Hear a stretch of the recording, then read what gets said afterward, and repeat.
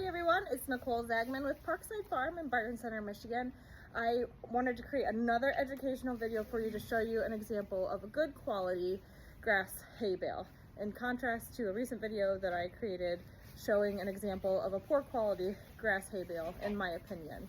So here I was able to go get some different hay bales from the barn that we store our hay in, and oh, I hear baby crying. You can hear him in the background. So this is one of the better bales that I have. I cut this apart and this kind of tipped over on me. But as you can see, this hay bale comes apart much easier and I can piece it out into flakes.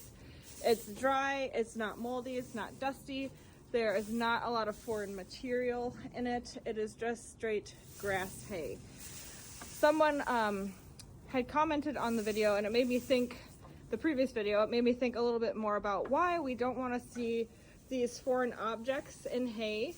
And you know, to each their own. Some people may look at something like this and think, oh, it's totally fine and okay to feed to my goats. And that's totally your decision.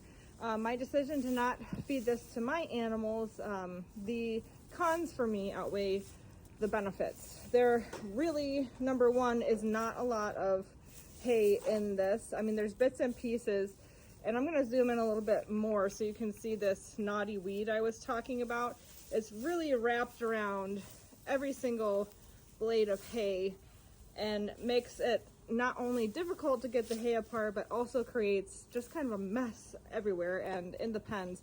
The goats will pick around it, but it's also I had mentioned it's not palatable, and it's really coarse, and they're not gonna want to eat this.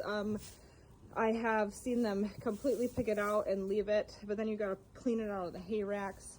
Again, seeing these leaves in here and the sticks. And so for me, foreign matter in my hay may represent a potential digestion disruption, them getting items in their digestive system that they're not normally used to having, and or getting sores or something caught in their throat, such as these harder sticks and this weed.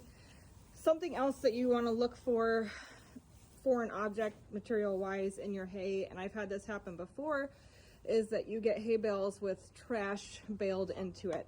And I had to switch from another supplier where that continued to be a reoccurrence. Is everything from pieces of metal, pieces of styrofoam, and pieces of plastic, and it just wasn't something that I wanted to feed to my animals because I was afraid that maybe they would miss that and actually ingest that. And even though I took time to pull things out, I was constantly finding little pieces of trash in their pen. So I said, you know what, this is not worth it to me anymore. So other things you want to look for, and then I had mentioned it with this better quality grass hay, is you want to break apart a hay bale and see what the dust content is in the hay. You don't want dusty hay that's going to potentially impact the respiratory quality of your animals, and we don't need to introduce that and have issues with their lungs or anything like that. The same thing goes for mold. Don't feed moldy hay to animals. That's just not good for them. I don't know. I'm just kind of the mindset, if I wouldn't eat it, if I was a goat, then I probably shouldn't feed it to my goats. That's just how I am.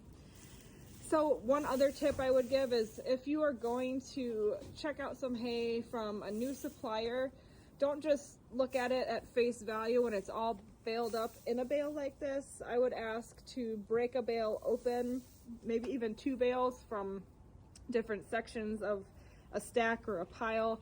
I'd open it up, really get a good look inside of it, make sure that the bales are consistent in weight, volume, and then also the product, that the product is quality, and it is that throughout. I know some people choose to feed alfalfa to their goats, especially if they are lactating. I don't often have animals that are in lactation unless they are feeding babies, and I just have one of those right now. So everybody in my herd gets this nice quality grass hay and if I need to supplement with alfalfa for some specific reason and up the calcium content of one of the animals, I will supplement with a quality alfalfa pellet. So those are just some of my basic and top tips when looking at a good quality hay versus something I would label as a poor quality hay. I hope that's helpful and educational for anyone out there who either has goats or may be considering getting into them. I hope you have a great day.